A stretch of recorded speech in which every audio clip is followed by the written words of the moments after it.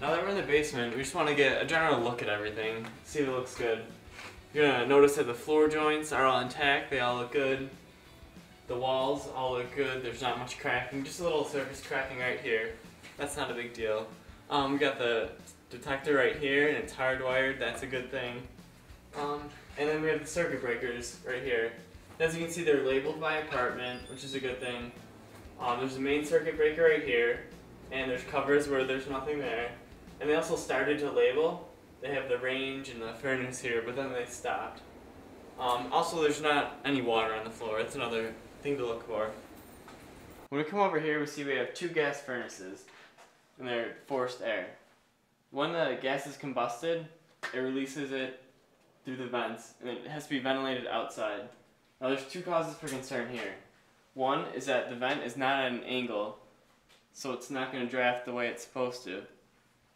The other thing is right here where it needs to be released, there's no seal here, so it's not going to get the draft there either, which can also cause problems, mainly because when you burn the gas you're going to release carbon monoxide, and you don't want that throughout the house.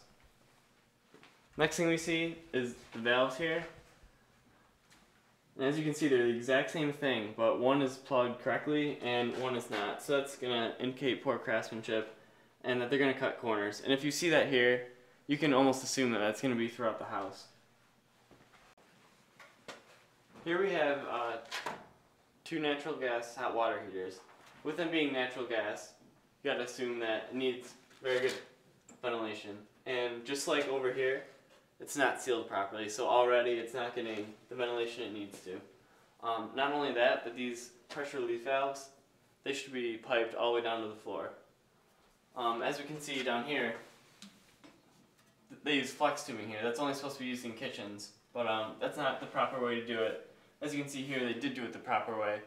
So again, you see that they definitely cut corners and poor workmanship there, just like not using the pipes here. And when I look up here, I see a whole stack of burnt matches, so something's not working properly.